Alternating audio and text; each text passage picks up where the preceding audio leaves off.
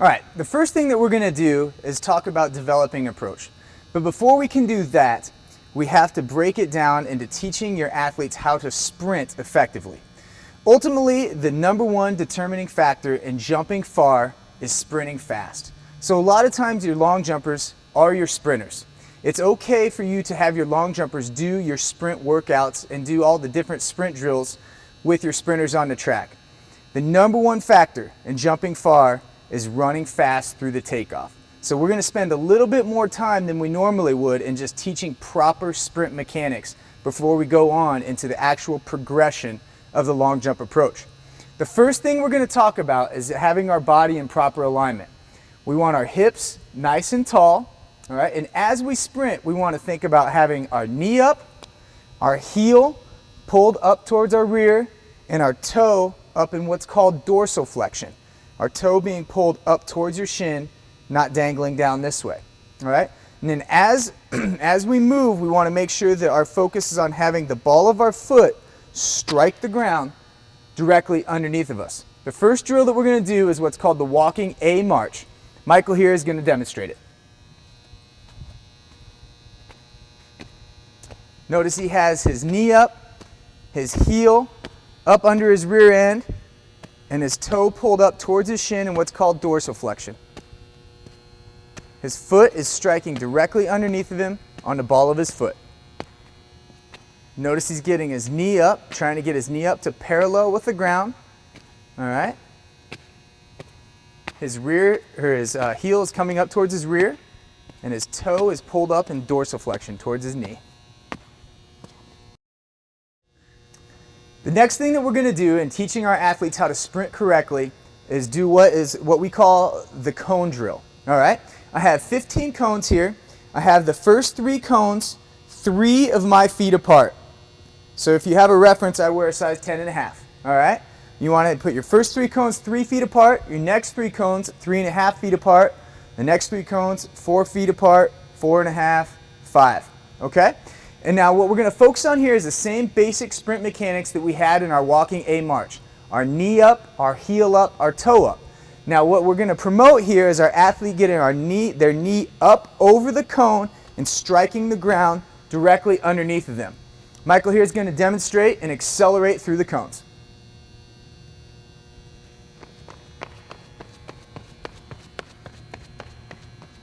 Good. Athlete is running nice and tall, knee up on the front side, moving through the cones. Good. Notice his knees up, his heels up, nice and tall, accelerating through the cones. The next drill that we're going to do is much more specific to the back of our long jump approach. All right? We need to teach our athletes how to push out of the back of their approach correctly. All right, so we're still here on the track. We're not on the runway yet. And we're just going to use a simple starting line or any arbitrary line that's on the track is our mark. And we're going to consider that like our mark in the back of our approach, on the back of the runway. Now what Michael does, he uses a walk-in method and he hits his mark to accelerate. It's totally fine and much more consistent for your young jumpers if they simply stand with whichever foot they're going to jump off of on their mark and have a nice push out of the back. Okay? Again, the way Michael does it, he gets a walk into his mark. And however you want to do it is fine as long as it's consistent and your athlete consistently hits their mark correctly. The most important part of this is loading that foot and getting a good push all the way through. All right? So the drill we have set up here is the 20-meter acceleration drill, where our athlete's going to focus on pushing each step all the way through our cone. All right? Here we go. Okay. Push, push, push, push, push, push, push, push, push. All right. Push, push, push, push, push, push, push, push, push. Good push off the front. Push, push, push, push, push, push, push. Good. The main thing that we're looking at in this drill is, does the athlete have good, what we call lines, okay? Is he pushing all the way through that back foot, All right, that's what we want to make sure happens there. And is there a straight line from the back foot up through their hips, through the top of their head, pushing through each step, pushing themselves down the track. Okay, the next sprinting drill that we're going to do is much more specific to the actual long jump itself. This is going to teach your athlete the basic rhythm of the long jump approach. What we have set up here is what I call our 20-10-10 drill. What that means is our athlete is going to push, just like we did in the last drill, or displace, meaning pushing through each step for 20 meters. Then for 10 meters, from the second to the third cone, they're going to focus on standing up. All right, we call that the float portion, where they're just transitioning and they're standing up nice and tall and are very relaxed. From the third to the fourth cone, they're then going to focus on turning over. Okay, so it's going to be a push, float, turn drill. Push, float, turn. Again, they're going to start 20 meters back. Again, we're just on the track, using our starting line as our starting point. Push for 20 meters, stand up, float for 10 meters, and then turn over for 10 meters. The 20-10-10 drill. Push, push, push, push, push, push, push, push. Stand up, turn it. Good. Push, push, push, push, push, push, push. All the way, stand up, turn. Good. Now we're going to work on the actual development of our approach, figuring out the distance that the athlete's going to use in their approach on the long jump runway. Notice that we're still off of the runway right now, however. We're actually on the track. And what we want to do is have an athlete just run what is their natural stride pattern, and then we're going to measure that and figure out what their distance is. Again, we're just using the start line just as a basic starting point. You can go on the track anywhere as long as they use the same start point every time. All right. In a basic long jump approach, I would strongly suggest that with your younger athletes that haven't really developed physically yet, to use a shorter approach. I would start with a basic 12-step approach. Okay. As your athletes get stronger, as they get a little bit faster, you can then back them up to 14 steps or even perhaps 16 steps.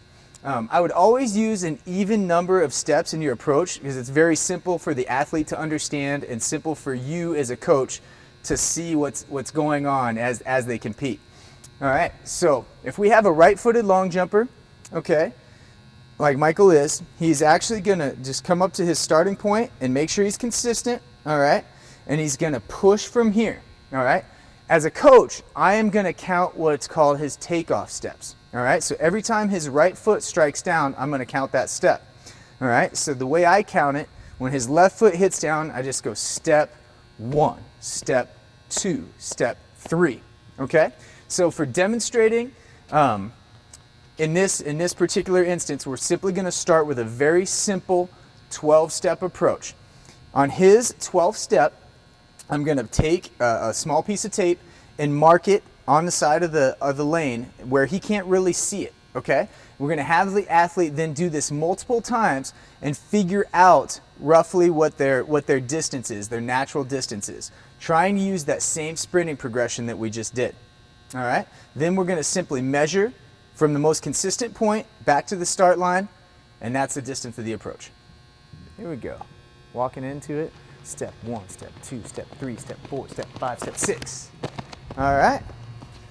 Now, I caught his 12th overall step, his 6th takeoff step, and I just put a very small mark on the side of the track, something that he won't notice. Now, again, we're going to do this multiple times until they get consistent.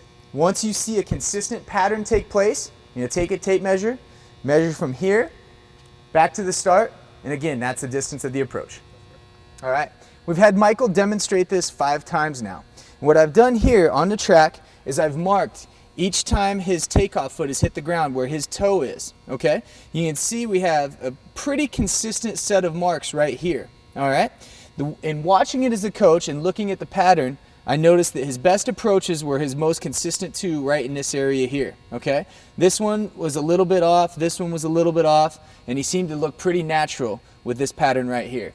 So again, we're going to take this point right here and simply measure it back to where he started from, and you have the distance of your approach.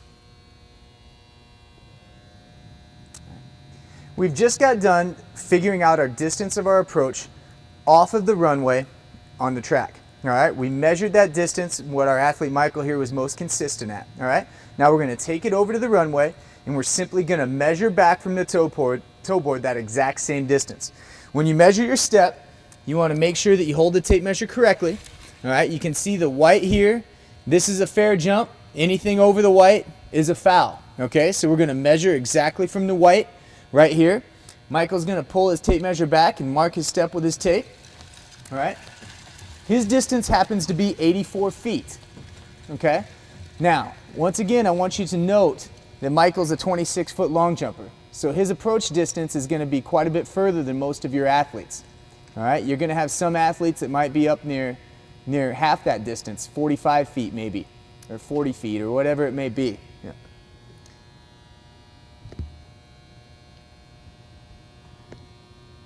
All right. Michael's simply going to run his 12-step approach. Step 5, step 6. Good. All right. I'd like you to notice there that Michael obviously popped off the board or jumped off the board. I like to have my athletes do that so I can catch a true step of their approach. A lot of times if an athlete just runs through, that last step is going to be longer than it normally would if they were trying to jump. And you can't really see exactly where they would be on the board. Michael's distance in his 12-step approach is 84 feet. Once again, I want you to note that he's a 26-foot long jumper. So many of your athletes, boys or girls, are going to vary greatly in their distance. The distance doesn't really matter. As long as they're pushing out of the back and turning over at the board, they're going to be fine. Once again, we're simply using a 12-step approach to just demonstrate right now. As your athlete progresses and you feel that they can handle more speed, you can push them back to a 14 or a 16-step approach. You'll find that distance the exact same way that we did with our 12-step approach on the track.